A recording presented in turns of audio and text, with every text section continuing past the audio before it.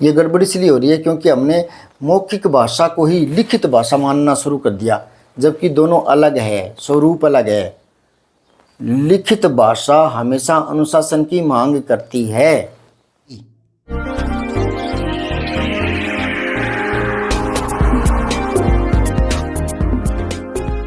नमस्कार प्रिय विद्यार्थियों, आज हम चर्चा करेंगे हिंदी इतनी भी आसान नहीं है जितनी लोग समझते हैं, इतनी भी सरल है नहीं, और क्यों नहीं है इस पर भी चर्चा करेंगे। शुरुआत कर देता हूँ एक वाक्य से। दिल्ली जाना है, तो इसका मतलब क्या है? वाक्य मतलब शब्दों को लिख देने से ही वाक्य नहीं हो जाता।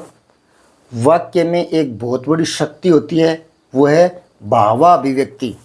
क्या कहा जा रहा है, वो भाव जब कंप्लीट होता है, पूरा होता है, तब पूर्ण विराम लगता है। जब भाव पूरा होगा तो वाक्य पूरा होगा। वाक्य पूरा होगा मतलब भाव कोई निकला है, कोई भाव पूरा हुआ है, तभी वो वाक्य हुआ है। तो अब इसमें क्या कहा जा रहा है मुझे तो नहीं पता। दिल्ली जाना है, पहले तो आपको लग रहा था ये वाक्य शुद्ध है, सही है। कैसे सही है, क्या कहा जा रहा है इसमें बताओ? दिल्ली जाना है, किसको जाना है, कब जाना है? ये तब पूरा होता है जब कोई प्रसंग चल रहा होता है, तब तो ये वाक्य शुद्ध है। कोई आपसे पूछे कि कहाँ जाना है और आपके मुंह से निकला दिल्ली जाना है, तब ये कंप्लीट है, तब इसका भाव स्पष्ट है। मतलब ये उत्तर अगर है ना, उत्तर है, तब तो ये सही है। अगर ये उत्तर नहीं है तो ये वाक्य गलत है, क्योंकि इसमें भाव है ही नहीं। अनिश्चित वाक्य है ना, अंग्रेजी में बोलते हैं इंडेफिनिट टेंस, है ना। तो इसका कोई भाव ही नहीं निकल रहा, और जब भाव नहीं निकल रहा तो कोई वाक्य की श्रेणी में नहीं आ रहा। वो वाक्य केवल शब्दों को लिख देने से नहीं बन जाता, उनको व्यवस्थित करने के साथ साथ, व्याकरणीय नियमों में ढालने के साथ साथ भावाभिव्यक्ति की शक्ति उसमें होनी चाहिए। ये बात आज ही बोली है मैंने, पहले किसी हिंदी टीचर से सुनी है क्या? और आज जिस पर चर्चा कर रहा हूँ उसमें अजीब अजीब बातें मिलेगी। और इसी वाक्य को मैं बिना उत्तर, बिना प्रसंग के शुद्ध कर सकता हूँ। करके दिखाऊं? या यूं कर दीजिए। अब ये पूरा वाक्य कंप्लीट है, सही है। अब इसका मतलब है कि जो वो बोल रहे हैं ना, उसको आश्चर्य हो रहा है, दिल्ली जाना है,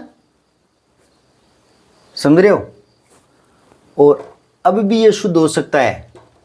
अब वो पूछ रहे हैं दिल्ली जाना है, पूछ रहे हो, समझ में आ रही बात? लेकिन सीधा ही पूर्ण विराम लगा दोगे तो इसका कोई भाव निकल नहीं रहा, दिल्ली जाना है। ये तभी सही माना जाएगा जब उत्तर के रूप में आप कह रहे हो, पहले कोई पूछ रहा है कहाँ जाना है, तभी ये सही होगा। बिना प्रसंग के, बिना पूछे ये वाक्य तो अनकम्प्लीट है, इसका कोई भाव नहीं निकल रहा। समझ में आ रही है क्या? और नहीं आ रही तो यही मैंने अभी कहा था शुरुआत में कि हिंदी इतनी आसान भी नहीं है, यही तो कहा था ना। चलो और कोशिश करता हूँ एक वाक्य लिखकर। अब अगर मैं यूं बोलूँ कि भारतीय लोग कब समझदार होंगे पता नहीं, तो इसको लिख कर दिखाना। कैसे लिखोगे? दोबारा बोल रहा हूँ, भारतीय लोग कब समझदार होंगे पता नहीं। आप तो लिख दोगे, कैसे लिखोगे?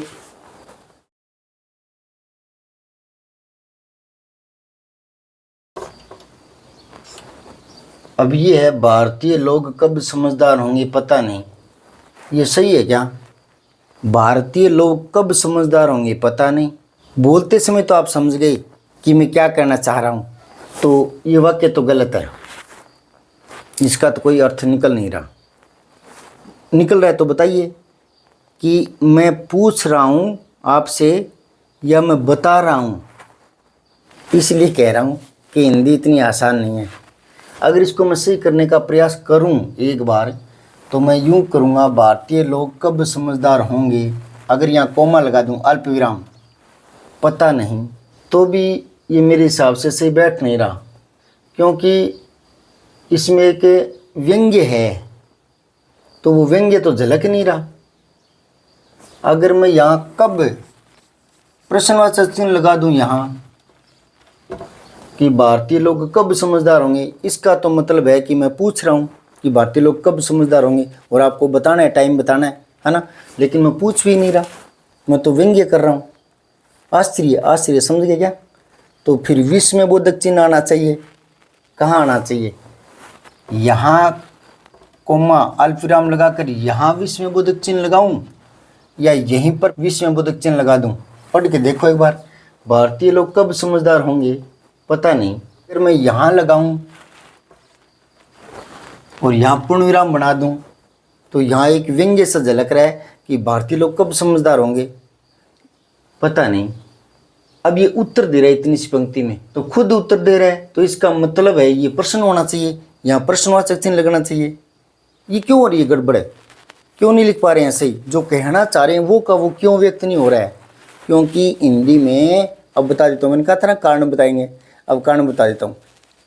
क्योंकि हिंदी में बोलचाल की शैली बहुत ज़्यादा हावी हो गई, मतलब व्याकरणीय जो शुद्धता है ना वो कम हो गई। व्याकरणीय नियम क्या कहते हैं?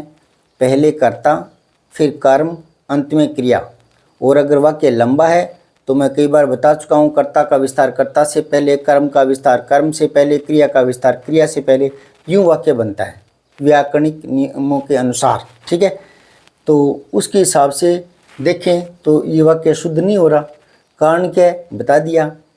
बोलचाल की शैली, बोलचाल का जो प्रभाव है वो व्याकरणीय हिंदी पर आ गया।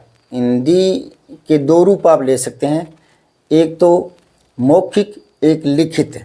तो मौखिक जो भाषा है वो आप कैसे ही बोल दो, आगे पीछे शब्दों को कर दो, है ना।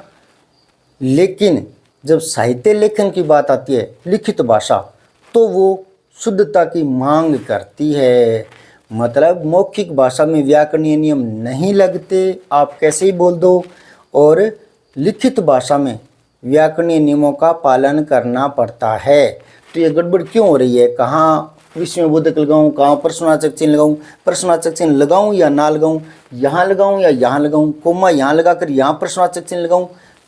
तो ये समस्या क्यों आ रही है? क्योंकि हमने इसको अपने हिसाब से बोल दिया। भारतीय लोग कब समझदार होंगे पता नहीं, है ना। बोलचाल की शैली है ये। अगर इसको व्याकरणीय नियमों में डालना चाहूँ तो फिर इसको यूँ लिखना चाहिए, पता नहीं